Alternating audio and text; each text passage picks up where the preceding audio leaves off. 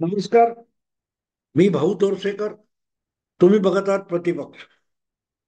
मित्रांनो, ज्या वेळेला तुम्ही भूमितीचे प्रश्न सोडवत असता तेव्हा त्यामध्ये केमिस्ट्री घुसवायची नसते आणि केमिस्ट्रीचे प्रश्न, रसायनशास्त्राचे प्रश्न सोडवत असाल तर त्यामध्ये भूगोल घुसवायचा नसतो, इतिहास घुसवायचा नसतो. कारण प्रत्येक विषय जे असतात त्या प्रत्येक विषयाची कसोटी आणि निकष आणि आधार वेगवेगळे असतात. महाराष्ट्राच्या राजकारणात ज्या प्रकारचे निकाल आलेले आहेत आणि त्यामध्ये जे राजकारण विस्कटलं गेलेलं आहे याची सुरुवात 5 वर्षापूर्वी उद्धव ठाकरेंनी केली. मुख्यमंत्री होण्याचा हव्यास इतका होता की मतदाराने आपल्याला महायुती म्हणून निवडून दिलंय आणि आपल्याला निवडून देताना पुढची 5 वर्ष सुद्धा काँग्रेस आणि राष्ट्रवादी हे दोन पक्ष सत्तेच्या जवळ येता कामा नयेत याची काळजी मतदाराने घेतलेली होती 2019च्या विधानसभा निवडणुकीमध्ये. 5 वर्षापूर्वी 2014 मध्ये चारही पक्ष वेगवेगळे लढून सुद्धा शिवसेना भाजप युती किंवा या दोन पक्षांनी एकत्र येऊन सरकार बनवावं आणि 15 वर्ष महाराष्ट्रामध्ये जो काय काँग्रेस आणि राष्ट्रवादी यांच्या सेक्युलर सरकारने गोंधळ घालून ठेवला होता, बट्ट्याबोळ केला होता, त्यातून महाराष्ट्राला बाहेर काढावं म्हणूनच वेगवेगळे लढून सुद्धा मतदाराने 2014 साली भारतीय जनता पक्ष आणि शिवसेना या दोघांना मिळून प्रचंड बहुमत दिलं होतं. किंबहुना या दोन पक्षांच्या आमदारांची बेरीज इतकी करून ठेवली होती की शरद पवार यांनी कितीही लुडबुड केली तरीही कुठल्याही परिस्थितीत काँग्रेस किंवा राष्ट्रवादी यांना सत्तेत येऊ द्यायचं नाही याची काळजी मतदाराने घेतली होती. त्यामध्ये शरद पवारांनी थोडी उचापत केली आणि भाजपवाल्यांनी सुद्धा शिवसेनेबरोबर नको तेवढा आगाऊपणा करून शिवसेनेला दुखावलं आणि त्याचे परिणाम 2019 नंतर दिसले. आधीच्या 5 वर्षात आपल्याला चांगली वागणूक मिळाली नाही म्हणून सुडाला पेटलेले उद्धव ठाकरे 2019 मध्ये मतदारालाही लाथाडून दोन काँग्रेस बरोबर गेले. तेव्हा त्यांनी आपल्याला मुख्यमंत्री व्हायचंय या हव्यासाने मतदाराला लाथाडलं. तो मतदार 5 वर्षानंतर आपल्याला पायदळी तुडवेल याचं सुद्धा भान उद्धव ठाकरेंना राहिलेलं नव्हतं. पण मतदार रस्त्यावर येऊन बोलत नाही, दगड मारत नाही, निर्भय म्हणून आंदोलन वगैरे चालवत नाही. मतदार आपल्या मतदानाचा अधिकार बजावण्याची वेळ येण्याची प्रतीक्षा करत राहतो आणि ती संधी येते तेव्हा अशी झापड मारतो की उठून आपल्या पायावर उभं राहणं सुद्धा अशक्य असतं. आणि त्याच अनुभवातून आज उद्धव ठाकरे, शरद पवार आणि काँग्रेस पक्षाला जायला लागते. मुद्दा असा होता की 5 वर्षापूर्वी शिवसेना आणि भाजप युती हे एकत्र लढत होते आणि अशा वेळेला भले शिवसेना आणि भाजप यांचं आपसात पटलं नाही म्हणून दोन काँग्रेसला लोकांनी नाकारलेलं असताना सुद्धा त्यांना सत्तेत आणून बसवण्याचं जे पाप केलं होतं उद्धव ठाकरेंनी ते विसरले की आपण आपला राग देवेंद्र फडणवीस किंवा भारतीय जनता पक्षावर काढतोय, पण त्यामुळे सगळ्यात जास्त दुखावला कोण जात असेल तर सामान्य मतदार दुखावला जातोय की ज्या मतदाराला कुठल्याही परिस्थितीमध्ये महाराष्ट्रात काँग्रेस किंवा राष्ट्रवादीचं सरकार नको आहे याचा उद्धव ठाकरेंना विसर पडला होता. आणि त्याच मतदाराने आज उद्धव ठाकरेंना त्यांची जागा दाखवून दिलेली आणि याचा अभ्यास आपापल्या विचारधारेच्या चष्म्यातून करून करता येणार नाही. तो अभ्यास आणि त्याचं आकलन करायचं असेल तर मतदाराच्या मनात काय काय घोळत असतं त्याकडे डोळसपणे बघावं लागतं. 15 वर्ष ज्या मतदाराने शिवसेना भाजप युतीला बहुमत दिलं नव्हतं किंवा सत्तेपासून दूर राहण्याची पाळी आणली होती, तो मतदार काँग्रेस आणि राष्ट्रवादी या दोन पक्षांच्या राजकारणाला इतका विटलेला होता, इतका विटलेला होता, की कुठल्याही परिस्थितीमध्ये या दोन पक्षांना सत्तेच्या जवळपास फिरकू द्यायचं नाही, असाच विधानसभेचा निकाल 2014 मध्ये लागला होता. आणि जर उद्धव ठाकरे नखरे करत बसले नसते आणि शरद पवारांनी दाखवलेल्या आमिषाला भाजप बळी पडला नसता, तर 2014 मध्येच विनाविलंब शिवसेना आणि भाजप यांचं सरकार सत्तेवर आलं असतं. कदाचित पुढलं राजकारण बदलून गेलं असतं. पण उद्धव ठाकरे आपल्या अहंकारामध्ये मग्न होते आणि भाजप आपण एक नंबरचा पक्ष झालो या नशेमध्ये झिंग झालेला होता. या सगळ्याचं आकलन मी एवढ्यासाठी सांगतोय की उद्धव ठाकरेंना काय वाटतं, त्यांच्याविषयी काय सहानुभूती आहे, त्यांचा पक्ष फुटला का, याच्याशी जनतेला कर्तव्य नाही. जनता लोकशाहीमध्ये आपल्याला हवं असलेलं सरकार निवडत असतं आणि ते सरकार निवडताना क्रमाक्रमाने बदल घडवून आणत असतो, तो मतदार घडवून आणत असतो. कुठलाही नेता इतका मोठा नसतो की तो जनतेला घडवेल, जनता नेत्याला घडवत असते. 2013 पर्यंत देशाची जनता विटलेली होती युपीए सरकारला, सोनिया गांधी मनमोहन सिंग यांना विटलेली होती. पण त्याचा थांगपत्ता भाजपच्या दिल्लीतल्या राष्ट्रीय नेतृत्वाला नव्हता. पण सामान्य भाजपच्या कार्यकर्त्याला त्याचा पत्ता लागला होता. म्हणूनच त्या सामान्य कार्यकर्त्याने भाजपच्या शीर्षस्थ नेतृत्वाच्या भावना झुगारून गोव्यामध्ये पक्ष अधिवेशनात नरेंद्र मोदी यांची राष्ट्रीय नेता म्हणून निवड करण्याचा दबाव आणला आणि त्याला भाजपला शरण जावं लागलं. नरेंद्र मोदी यांची थेट राष्ट्रीय नेता नाही पण राष्ट्रीय प्रचार प्रमुख म्हणून निवड झाली. त्याला कंटाळून रागावून अडवाणी आणि सुषमा स्वराज वगैरे गोवा सोडून दिल्लीला निघून गेले होते. पण एका वर्षाच्या आत त्या भाजपला नरेंद्र मोदी सत्तेत घेऊन आले, कारण ती जनभावना भाजपच्या कार्यकर्त्याला कळलेली होती आणि त्याने जो गोव्यामध्ये दबाव निर्माण केला त्यातून आजचं सगळं राजकारण बदललेलं आपण बघतो, ते त्यातून कळतं आपल्याला. तेव्हा नेत्याला काय वाटतं, नेत्याच्या भावना काय, नेत्यावर अन्याय झाला, हे सगळं मीडियाने उभा केलेला बागुलबुवा असतो, त्यात काडी मात्र तथ्य नसतं. त्यामुळे उद्धव ठाकरे यांचं सरकार पाडल्याची सहानुभूती मीडियामध्ये खूप घोळत होती, पण मतदारामध्ये त्याच्यावर कुठलाही प्रतिबिंब पडलं नाही. लोकसभेला भाजप मस्तीत होता म्हणून मार खाल्ला.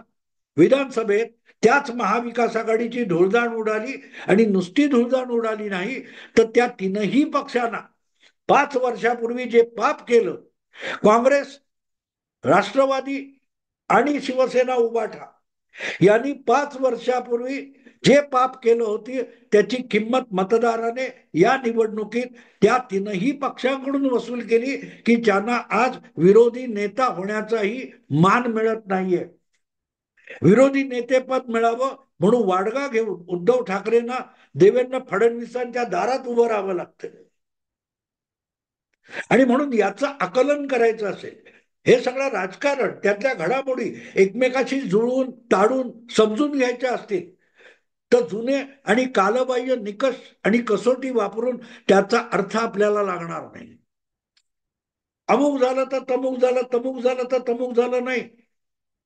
मोदी आणि शहा यांचा भाजप नव्याने काट टाकून उभा राहिलेला आहे आणि भाजप किंवा अमित शहा आणि मोदी ज्या प्रकारचं राजकारण करतात ते समजून घेतलं तर मग महाराष्ट्रात ज्या घडामोडी घडतायत त्याचा अर्थ लागू शकतो, त्याचा अर्थ लागू शकतो. शरद पवार म्हणजेच महाराष्ट्राच्या राजकारणाचा केंद्रबिंदू या भ्रमातून बाहेर पडावं लागेल. तो केंद्रबिंदू गेल्या 10 वर्षात हळूहळू करत बदलला आहे आणि तो केंद्रबिंदू देवेंद्र फडणवीस होऊन गेलाय. पण अजूनही महाराष्ट्र म्हणजे आपल्या हातावरच्या रेखांसारखं शरद पवारांना कळतो, बाकीच्या कोणाला महाराष्ट्र कळत नाही. या भ्रमात अडकलेले जे आपल्याकडचे विश्लेषक आणि अॅनालिस्ट आहेत त्यांना अजूनही देवेंद्र फडणवीस या नव्या राजकीय व्यक्तिमत्वाकडे डोळसपणे बघता आलेलं नाही. आणि म्हणून महाराष्ट्रातल्या राजकीय घडामोडींचा अंदाज सुद्धा महाराष्ट्रातल्या राजकीय विश्लेषकांना येऊ शकलेला नाही.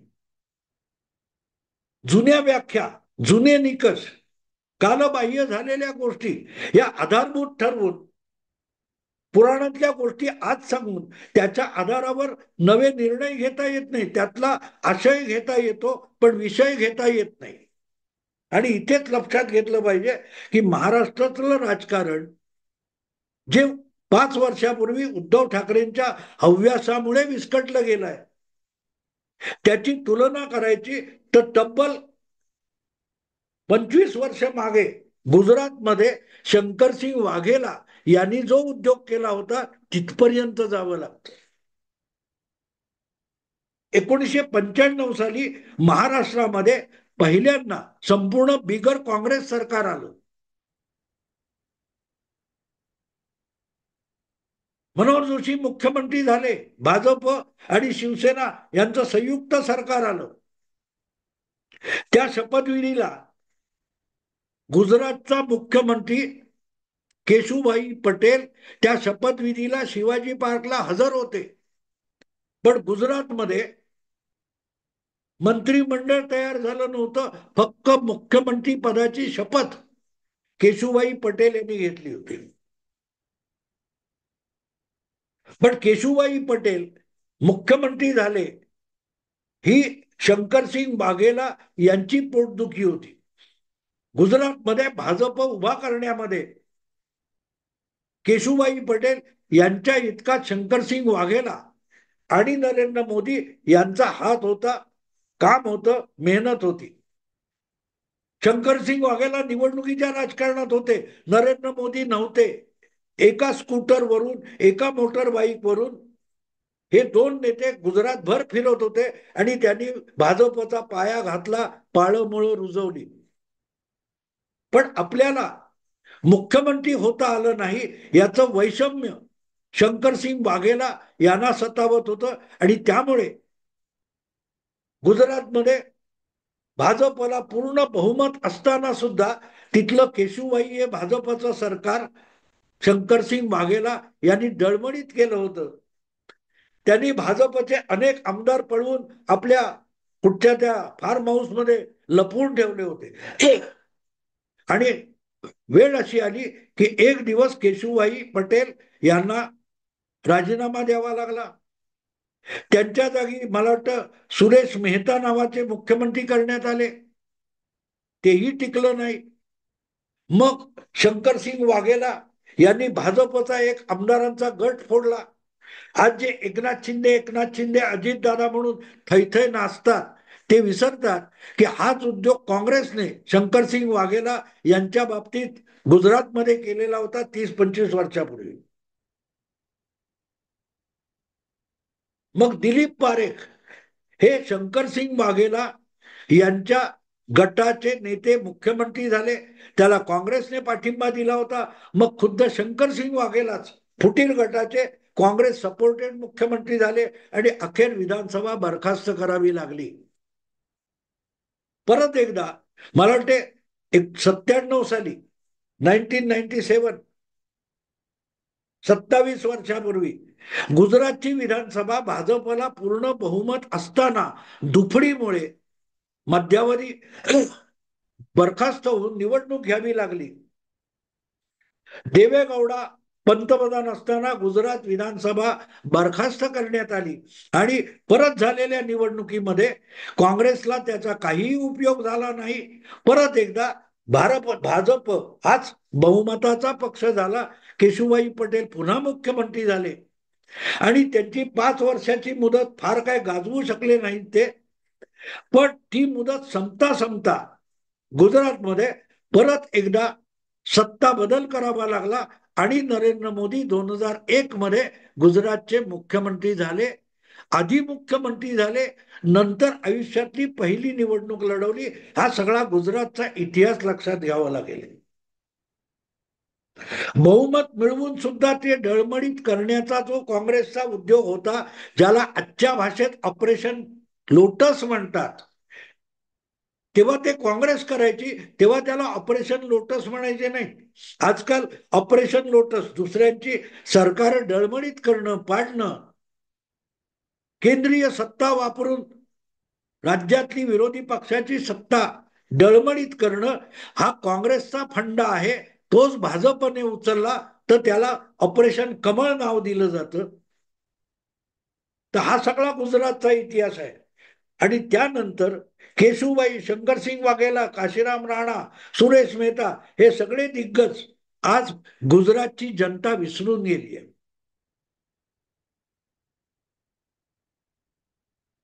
जे आज गेल्या 5 वर्षामध्ये महाराष्ट्रात घडताना आपण बघतोय, काहीसा तोच प्रकार 25-30 वर्षापूर्वी, निदान 20 वर्षापूर्वी सलग 5-7 वर्ष गुजरातमध्ये चालू होता. एका बाजूने मतदार कौल देत होता, पण दुसऱ्या बाजूला बसलेले काँग्रेस सारखे आणि त्यांच्या जोडीने छोटे मोठे पुरोगामी पक्ष भाजपचं सरकार डळमळीत करायचे जे जे उद्योग करत होते, त्यातून भाजपची ताकद घटली नाही. भाजपची ताकद अधिकाधिक वाढत गेली, निर्विवाद बहुमतापर्यंत गेली. आणि आता तर काँग्रेसला विरोधी नेता म्हणण्या इतकी सुद्धा जागा मिळणं गुजरातमध्ये अशक्य झालेलं आहे. गेल्या 2 वर्षापूर्वीच्या गुजरातच्या विधानसभा निवडणुकीत रेकॉर्ड ब्रेक 157-58 आमदार 180 पैकी भाजपचे निवडून आले. इतकं भाजपच्या गुजरातच्या राजकारणाला आणि गुजरातच्या एकूण राजकारणाला, सत्ताधारी आणि विरोधी सगळ्या राजकारणाला एक स्थैर्य गुजरातमध्ये प्राप्त झाले. सरकार स्थिर आहे, पक्ष, विरोधी पक्ष सगळे स्थिर आहेत आणि कारभार उत्तम चाललेला आहे. तेव्हा गुजरातमध्ये काय झालं, अशा अस्थिरतेतून गुजरात राजकीय स्थैर्यापर्यंत कसा पोहोचला, याचा जर अभ्यास केला, बारकाईने अभ्यास केला, तर मग महाराष्ट्रामध्ये सध्या जी अस्थिरता दिसते, ती महाराष्ट्राच्या राजकारणाला कुठल्या दिशेने घेऊन चालली आहे, त्याचा अंदाज आपल्याला येऊ शकतो. हा, शरद पवारांनी सगळ्या उचापती करण्यापूर्वी जरा आज केशुभाईंचं काय झालं, शंकरसिंग वाघेलांचं काय झालं, याचा अभ्यास करावा. उद्धव ठाकरेंनी सुद्धा शंकरसिंग वाघेला असतील, दिलीप पारेख असतील, कोण कोण असतील, त्यांचं काय झालं हे बघावं. आपलं राजकीय भवितव्य शोधायचं असेल तर पवार असोत, छगन भुजबळ असोत, तुमचे उद्धव ठाकरे असोत, नाना पटोले असोत, या सगळ्यांनी आपलं भविष्य केशुभाई पटेल, शंकरसिंग वाघेला अशा नेत्यांच्या राजकीय आयुष्याकडे बघून ठरवावं. आज कोणाला शंकरसिंग वाघेला आठवत सुद्धा नाही. केशुभाई पटेल तर विस्मृतीत गेलेले. आणि म्हणून महाराष्ट्रामध्ये आज राजकारणाचा केंद्रबिंदू बदललाय. 95 साली शंकरसिंग वाघेला आणि केशुभाई पटेल हा गुजरातच्या राजकारणाचा केंद्रबिंदू होता आणि नरेंद्र मोदी हा विषय सुद्धा नव्हता.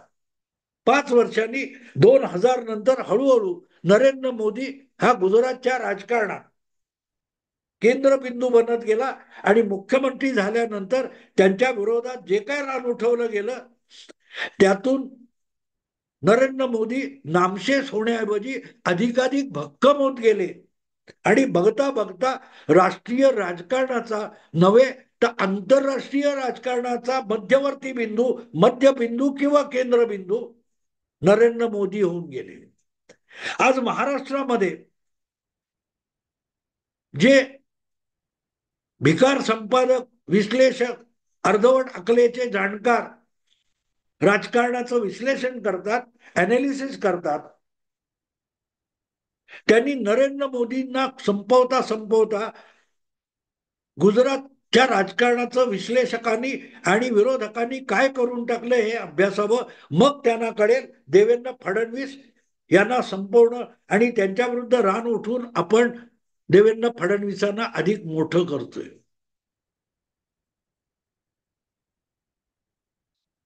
हे सगळं महाराष्ट्रातल्या राजकारणाचं आकलन पहिल्यांदा करा, अभ्यास करा. मी म्हणेन शरद पवार, उद्धव ठाकरेंनी सुद्धा करावं.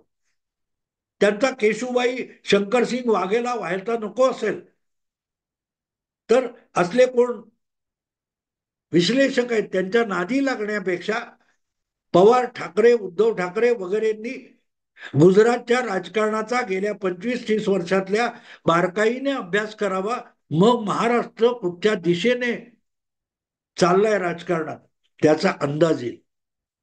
कारण पवारांचा कालावधी संपलेला आहे आणि महाराष्ट्राच्या राजकारणाचा नवा केंद्रबिंदू देवेंद्र फडणवीस आहे. हे लक्षात घेतलं तर मग या गदारोळात, त्या परिघात आपलं टिकणं किती शक्य आहे त्याचा अंदाज प्रत्येकाला येईल. मित्रांनो, आता इथेच थांबतो. आवडलं लाईक करा, शेअर करा आणि प्रतिपक्षाला सबस्क्राईब करा. नमस्कार.